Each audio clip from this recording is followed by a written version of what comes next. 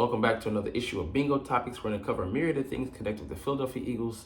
So first, look at some trends, one that we're not able to take advantage of because of something that we'll highlight later, and running all the way to a surprise ranking for one of the top quarterbacks in the league. And you probably disagree with it, but hey, if you're not an Eagles fan, you'll be throwing plenty of shade. But if you are, you'll be happily elated with where he slots out.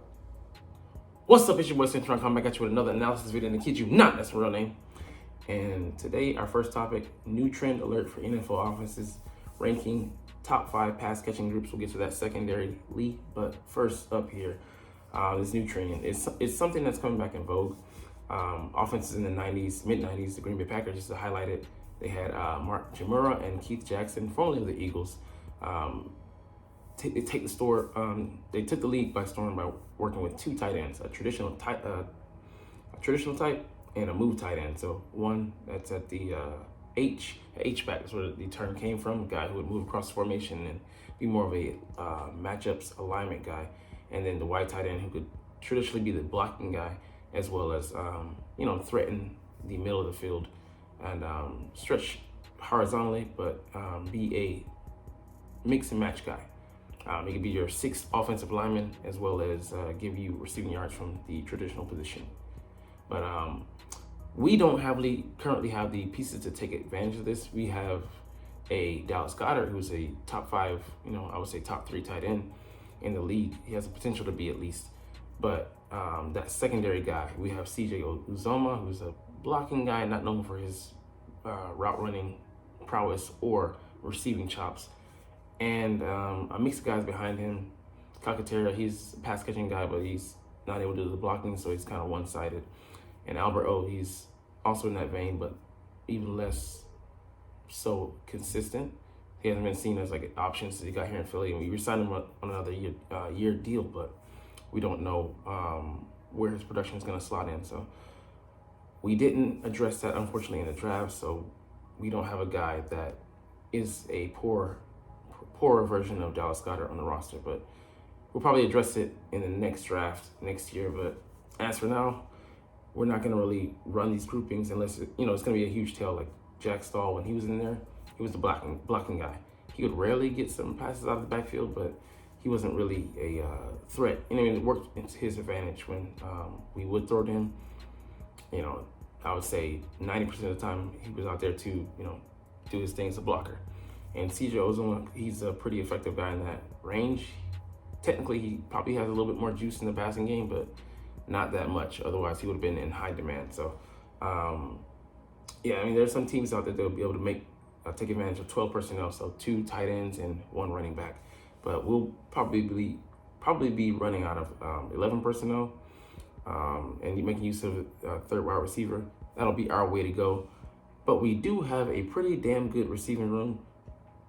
Top 5 pass catching groups, we are slated at number 2, only behind the Miami Dolphins, who have Tyreek Hill and Jalen Waddle, who are 2 speed merchants out there in the boundary. And they just added Odell Beckham, which is a guy, he's played in the slot a lot throughout his career.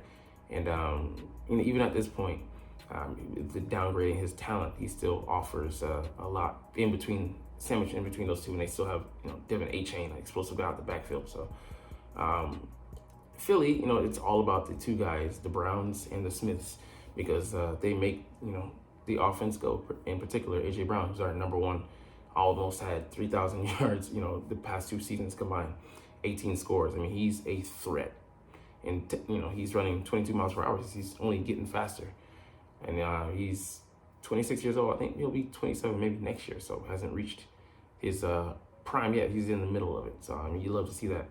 And we just locked up him for the next 3 years until 2029, and not the next 3 years, but adding on to the years he already had on this contract.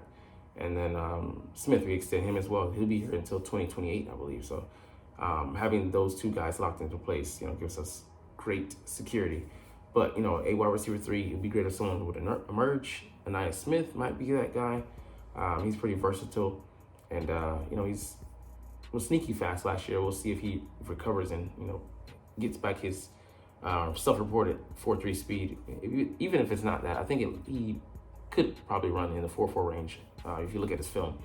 But he's a tough guy, a former running back, and he can give us a lot of juice coming out there.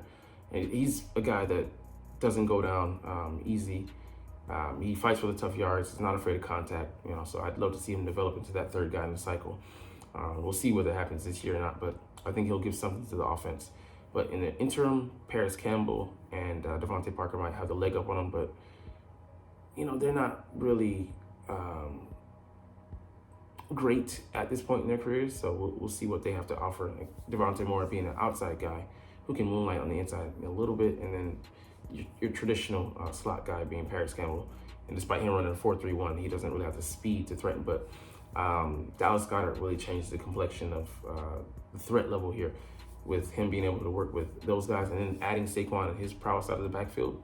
We have a complete offense, although we're lacking, some pieces of tight end to a wide receiver 3, bona fide. But, even just those, pieces, the big 3, and then with Saquon, give you a lot to work with. So Kellen Moore is going to do some dirty work here in Philly, and we're going to see how things shake out with him building in the offseason, especially training camp, the offense for these guys. But you got to be excited. So on that note, man, some other players, but this side, on the defensive side, 8 underrated players who could make a big impact.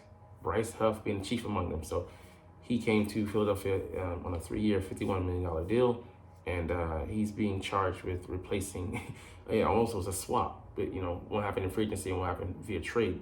But we did switch pass rushers with the New York Jets, and Hassan Reddick unfortunately has left to go to Team Gangrene, has gotten rid of his midnight Philadelphia gear, and will be switching out this guy's gangrene gear for the midnight green, of course. But at this point, you would have to say Hassan is the more complete player. I mean, he is 31 years old, but he plays the run pretty damn good coming off the edge. And we haven't seen enough of that from Bryce Huff. He did lead the Jets, the other New York team, the one that matters, with 10 sacks. But, he only played, I think, 400 pass rushing snaps. So he wasn't out there. They'd have the talent to switch in and out. Myers on the outside as well. A guy like Jermaine, it's always Jermaine's fault, Johnson. And there's a guy or two I'm forgetting. Will McDonald. So they have the talent there. That's why we're able to, let him go. Why were they willing to, is another question for another day. But this guy, he can offer us a lot, and we're going to count on him to fill that role more full-time here and hold up against the run. He's shown that he can do it, but, it's been a limited volume basis. So he's still not going to get, a lot of snaps on the outside because we're going to rotate guys. We have like Zach Bond and Nolan Smith, the other pass rusher opposite him, and Josh Sweat. But we plan to have a rotation. Always going to have that, to keep these guys from wearing down extremely, even though we did play our starters during, I think, weeks like 6 to 8, a huge amount. I think later than that, but over the course of, the slew of games, important games, we were playing them way too much, and they wore down. They'll never admit it, but, we can see on tape that they were less effective, far less effective. So, yeah, man, he's logged 27 sacks in 2 seasons, and we're hoping that, 13, 15 sack range is, where he'll settle in and, give us that, Hassan Reddick replacement. Key thing about him, he's only 26 years old. He's stepping into his peak, and we'll see what he has to offer more on a full-time basis. But, we're banking on the latter because, Howie loves finding these guys that other teams, either don't want or can't afford to keep around, and finding them in their prime. And we found hopefully another good one that can continue the tradition of hunting the quarterback here in Philadelphia. All right, we'll close out with this one. The NFL's top QBs after the 2024 NFL draft.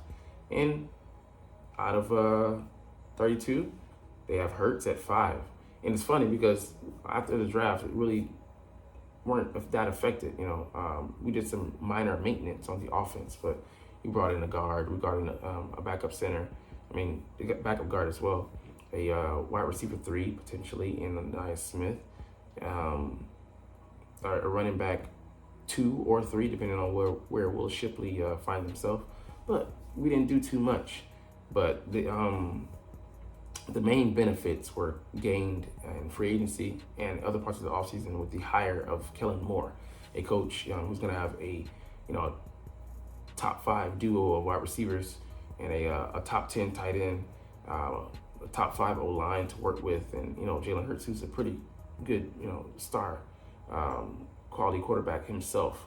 You're going to have all those people, personnel groupings, and then the other guys coming in at his disposal. So we'll see where whether he's able to take advantage of that or not. But with Saquon Barkley, that's going to be a huge difference maker for him in the short game, in the red zone, goal line packages, and just the triple option, the threat that he's going to be able to. They're going to make each other better.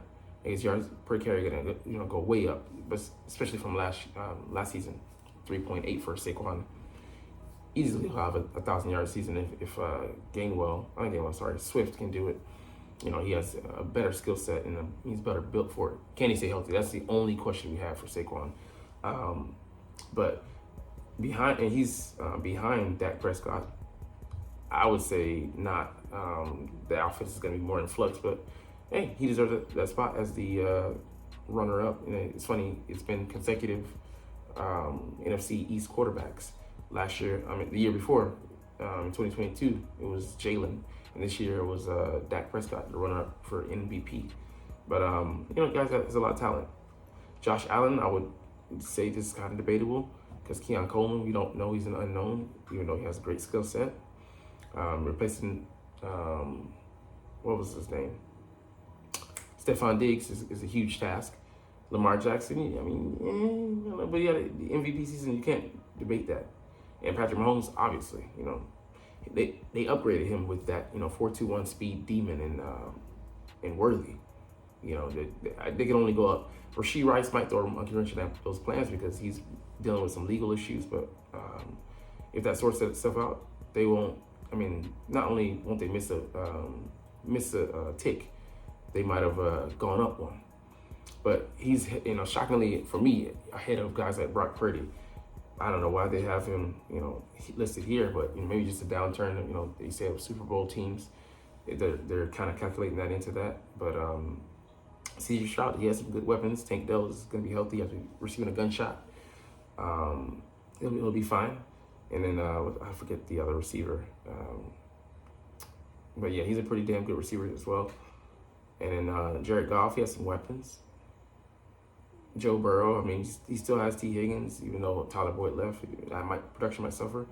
Tua might, I would say he's slated to take a step up with all the guys that are returning and then bringing in Odell Beckham. But, hey, I like it at 5 because the potential with the coaches and the tools, the minor upgrades that we did, especially with Saquon coming in, we could do heavy damage. But I would say it'd be disappointing if we weren't at the very least a top 5 offense.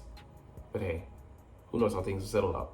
But we'll end the video here because you're not even watching, though. But it's all good because I love talking about the Eagles and I love making these stinking videos. So we'll chunk the deuces officially. But as always, it's Fly Eagles Fly, and let's motherfucking go. Like, comment, share, subscribe Thanks for watching. Check me out at Cintron, Cintron Anime, Cintron Life, or Cintron Laughs, or other social media.